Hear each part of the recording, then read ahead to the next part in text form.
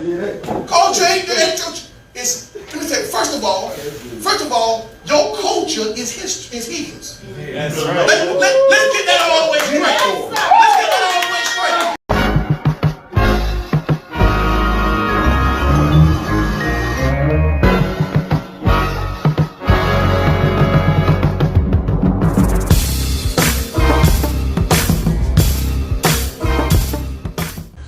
I want to talk to you about the power of worship. I want to talk to you about the power of worship. This is very, very, very important. We talked about put some respect on his name last Sunday. We were at our brother's assembly not too far up the road, and it's just deeper than just the name, the alphabetic characters, but it's about authority and understanding the power of who carries that name. There are many people who at that time that was named Yeshua. You know, there's many people that was, you know, even today you can find Jesus today in Mexico. Jesus. Come on. Jesus, there are all kind of names. But Jesus ain't got no power. That's right. So we have to understand this thing. So worship is just as important because we understand that this is something that God requires. This is not something that is optional. That's right. It's not something that's optional. Come on. I want to get I'm going to step all the way out here with this. Come on. Right? I'm going to step all the way out here. Get out there. Right? You are not in worship if your emotions control your worship. Come on now. That's good. You are not in worship if your emotions stop you from worship. I'm stepping all the way out here. Come on. Some of us are playing. Get out there. Some of us playing with worship. Do you know that going through the motions in worship can get you keyed? Yes. Come Come on. Bring it on. Come on. Your emotions cannot control your worship. If you had a bad day, y'all don't care. You don't care about your bad day. If the people on your job upset you enough to where it controls and dictates your worship, you ain't in worship. Worship is a lifestyle. You live there. You reside in that place. This is the reason why I keep talking to you over and over about all through the week. You don't just come here to worship. If you come here to worship, you ain't in worship. You have no power within your worship if you only worship one day. Worship is not based off sound. That's right. Worship ain't based off sound. Y'all don't care how great you sound. Because y'all ain't hearing your vocals. You're hearing your voice. If you don't get your act together with worship, there's a problem. There's a problem. It's not about sound. That's right. Israel were crying out, and y'all heard. See, y'all hears the heart. You don't hear the voice. Yeah, everybody else hear the voice. Oh, he's a great singer. She's a great singer. Y'all see, I ain't closed my ears to that sound because that sound is irritating. Come on now. That sound is irritating. But somebody who don't have a great voice is singing out of their heart. And heaven say that is so beautiful. It causes the Most High to move in your life. We have to make sure we understand this.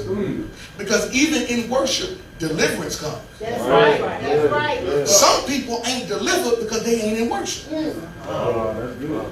All the education in the world don't help you with power. All the education in the world don't make you a better worshiper. I'm not even talking about songs. Come on.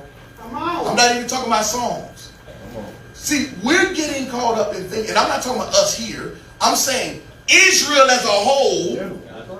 There are even those that say that certain forms of worship is not of the Most High. Come on. You have people within Israel, because you know I talk about us. I'm going to talk about us. About the house, right? We'll talk about the house. Yes, sir. Even within us, brothers and sisters, even within us, if it sounds a certain kind of way, they reject it. Come on, Bill. Come on. If you don't do a certain type of Yeah. thing with your worship, That's it. That ain't the right sign. Come on. it ain't the right sign. Come on. Come on, Will. We have to understand truly what Yah is seeking and asking for. Yes, sir. Let's go to John chapter number 4. John chapter number 4. I'm reading the NLT. John chapter number 4, NLT. Now, this is a particular passage of scripture that is often used to point you to your awakening. Come on. Nobody can point you to nothing if they ain't no worship. You better know this right. All right. We have to let's start sizing folk up. I'm not even listening to you if you don't worship. You know what? Here's the thing. I used to say, you know what? We shouldn't be paying attention to anybody standing next to us and worship, things like that. Sometimes that rule has to go out the door. All right. You will. When you go into a certain place that's not your home, you need to be scanning and looking. That's right. You saying folks ain't in worship? Yeah. Come on now. Where you at? Worship ain't about lifting your hands either. So thank you.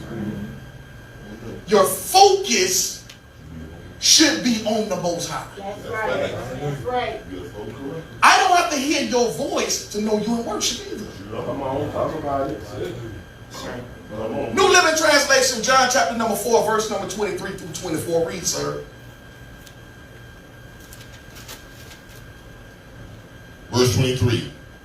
But the time is coming, indeed is here now. The time is coming. Indeed, it is here now. What it say? When true worshipers Wait a minute. When true worshipers, which means there's some false worshipers. Oh, yes, right. Brother, come on now. That's what that means. That's right. False word. It's some false worshiping going on that the people can't recognize. So Yeshua had to make a declaration. The time is coming, Mm-hmm. but hold on. It's here now. Yes, sir. The time is coming. I know you heard that it will come to this point, That's it. but the time is here now. Now that I'm here, I'm the time that is That's now. right. That's Yes, right. sir. Yes, So Right. after this statement is made, it's going to even accelerate. Yes, sir. That's right. When true worshipers, That's right. right? So what does true worshipers look like? Is true worshipers, do they look like, do they have an outer appearance? Uh-oh. Is a true worshiper because they have on a head wrap? Come on. Come on. Come on. Is a true worshiper based off how you dress? Come on. Come Come on. on. True worship. There's some false worship that has to be exposed, and only the true worshipers can expose it. That's right. Come on, read what it says. when true worshipers will worship the Father in spirit. Well, hold on. What? See, here's the distinction. The true worshiper is going to worship in Ruach, which means you can't look on the outside. That's right. Which means it don't sound like you think it's supposed to sound. Uh-oh. Which means there's no rules and no measures that you can measure because heaven already has a certain scale. Yes, sir. When true worship worship in spirit, the first thing they're going to worship in is spirit. Come on, first thing. Yes, sir. Now, how do you do that? Now I have to look at your life. That's right. Your life should say worship. That's right. That's Come on. Now good. I got to look at your life. That's good. True worship is going to worship in spirit, in Ruach. Spirit. That's the first thing Yeshua said. Hallelujah. So now the scale is based off an inner appearance Yes. and not an outer appearance. That's right. Right? Come on, read what it says. Worship the Father in spirit and in truth. And truth. Now here's where we mess up. Oh, come on. Come on. What we think the truth? What we call the truth? Come on, talk to me. What's the truth? The law. What's the truth? The law is the truth. You know, I get it. How it's supposed to be, or how?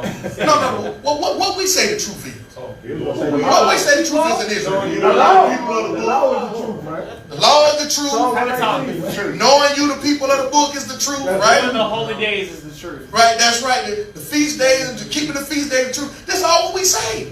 Don't pork on my foot. That's the truth. That's the truth. And we've even coined a saying. Are you in the truth? Yes, sir. You in the truth? See, the first thing Yeshua said in spirit. Then when you read John chapter number 1, verse 9 through 12, he said that you did not get the revelation. He ain't talking to Peter. He said those he gave power to, because some didn't believe. Those he gave power to, he gave them the power not by the will of man, not by your own, but by spirit. Spirit, come on, man. So in order to understand true worship and what the truth is not based off a tangible thing. The truth ain't based off your genealogy. Truth ain't based off your bloodline. Yes. Worship started in the garden before there was a bloodline. Help somebody. That's right. Help somebody. Worship is not anything that you can't tag nothing to worship. Can't tag nothing to worship. You know, people are, my choir, the choir over there at our church, the best choir. We won the choir competition 6 years in a row. And guess what? People go to churches based off the choir. That's right. They go to church based off the choir. You like, wait a minute. Well, what did the preacher preach about this, man? I don't know.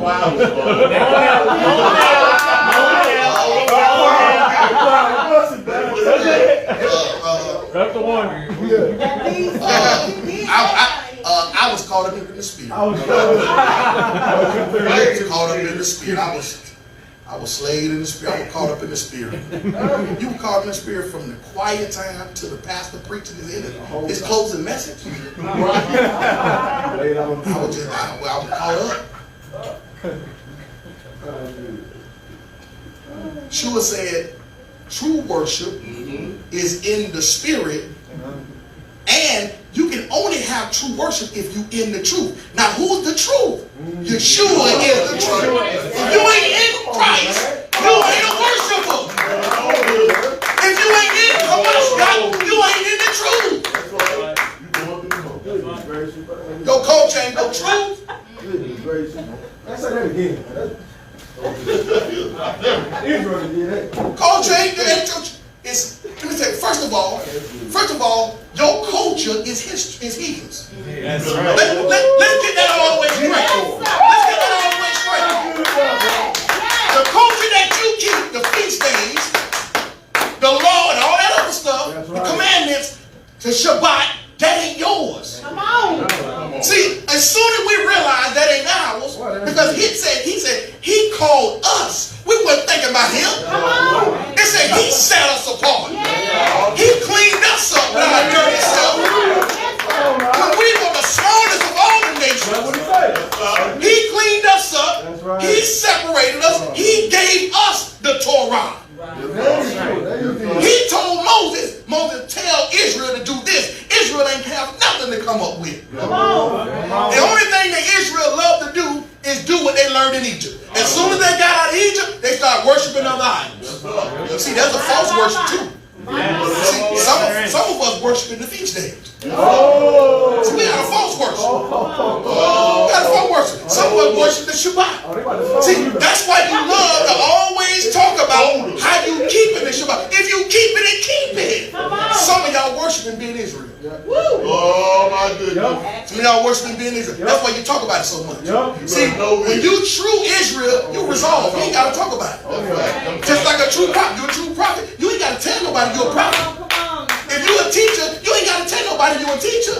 If you're a pastor, you ain't got to put out there and tell nobody you're a pastor. That's right. Come on. That's all you talk about all day long. That's why you can't come out of it. You in pastor mode all day. That's it, man. I am not in pastor mode all day, y'all. Know this. I am not. I'm sorry. If that's what you're looking for, you're at the wrong